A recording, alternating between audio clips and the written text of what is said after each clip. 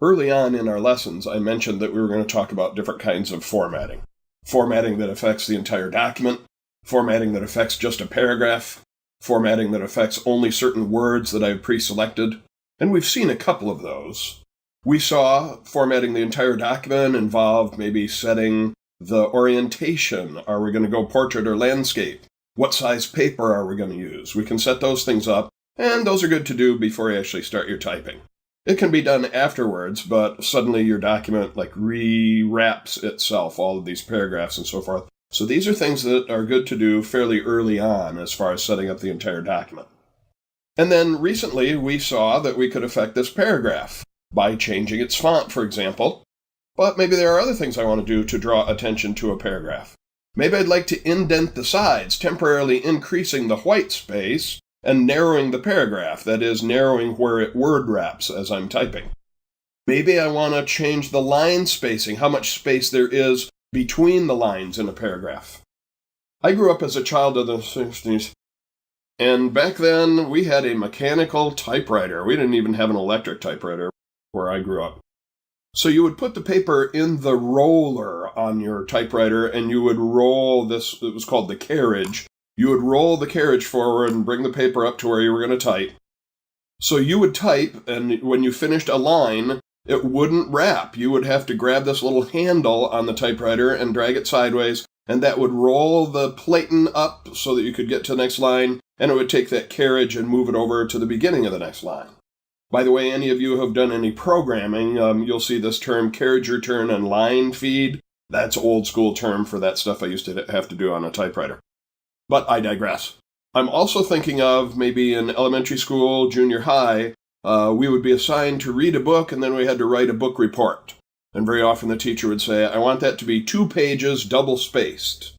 So when we talk about double spacing, we're talking about the vertical distance between lines in a paragraph. And that's what I'd like to talk about now. Now, when you're formatting a paragraph, many times you don't actually have to select the entire paragraph to format it, depending on what sort of things you're doing. If, for example, I wanted to change the font, as we did, I really did have to select all the characters in the paragraph to change the font. But for things like indentation and line spacing, you just have to click to put your cursor, again, also called the insertion point, in the middle of such a paragraph. So I'm going to do that with this paragraph right here that starts with books and beyond has always been a place to go for your reading pleasure. So I'm going to click anywhere in that big paragraph. Now remember what a paragraph is according to Word. If I go up there and turn on the Pilcrows under the Home tab, so here's the end of one paragraph, here's a blank paragraph, here's this paragraph, no Pilcrows at the end here, it just word wrapped, here's the end of the paragraph. So I'm talking about everything between here and here is this paragraph, and I've just clicked in the middle of it. I'm going to turn the Pilcrows off right now. And so what I want to do now is set the line spacing to be what's called double spaced. Now I notice under my Home tab, there's this whole paragraph group up here, and the names don't really show up till you hover over them, but if I look at this one right here, I can see that its name is line and paragraph spacing, and then they try to tell me how this works. So if I click on that right now, I get a little pull-down list, and I can see that it's single-spaced, but I could make it 1.5 spaced, or the dreaded double-spaced, even the even more dreaded triple-spaced. Usually that's kind of overboard, but if my teacher said I needed to do something double-spaced, then this would be a nice way to do it. And I love that live preview. So I'm going to back out of there, and I haven't actually made that choice, and I'm just going to click away. We're talking about another way that I could get in and look at the line spacing. You may remember our discussions of these little guys, little down-pointing right arrows, called the dialog launcher. If I click the dialog launcher, I am taken to a relatively old-school dialog window where I can set the line spacing right here. Notice many same choices and some other ones that weren't on that list. I can also talk about indenting left and right. We're going to be doing that in just a moment. So this is a nice window to control a lot of things about a paragraph. For the moment, I'm going to cancel. So I want to switch gears for a second. I want to talk about indenting my paragraph. Again, that's temporarily increasing the white margin space. Well, here's a little button that will do that. I'm hovering over it. It says Increase Indent notice I'm not getting a live preview of that. And when I click on it, oh, look what it did.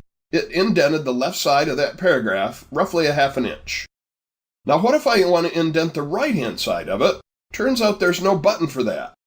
I see a little button with an arrow pointing the other direction. It says decrease indent, and when I click on it, why, it decreases the indent on the left side of the paragraph. So what if I want to indent both sides? Well, okay, a couple of things we need to talk about there. Now, I've also mentioned earlier left aligned, centered, right aligned. There's a fourth one up here called justified, and I'm going to click on that. And notice how it nicely lines up both the right and left sides of my paragraph. And this way, when I indent, it will be a little bit easier to see that I'm actually indenting that thing. But there's no quick button for it. So I'm going to go to my dialog launcher for paragraphs, where I could indent the left and the right side. Now I can spin it up here, 1/10 of an inch at a time. I can see a little preview down here. And I can do the right side, only this time instead of spinning it up, I'm just going to drag across the 0. I'm going to type in 0.5. It assumes I mean inches. And then once I click on OK, there it is, indented from both sides, about a half an inch. And it's easy to tell that it's indented because I've got that right side lined up nicely when I justified it. So why don't you take just a moment and do that. Click anywhere in this paragraph. Books and Beyond has always been a place, blah, blah, blah. And you can play with the justified alignment, and you can play with the indenting left and right. So the justified alignment can be done here, the left side indenting can be done up here, but if you want to control all of that stuff, maybe go to the dialog launcher, where you could notice the alignment here, left aligned, right aligned, centered, justified. You could have done that here. And then I was able to indent a half an inch on each side. And you can see that I've got all the line spacing right here. So take a moment and go to this dialog window. So far I'm going to cancel. Remember to get there, you're going to go to the Home tab here in the paragraph group. You're going to click on the dialog launcher.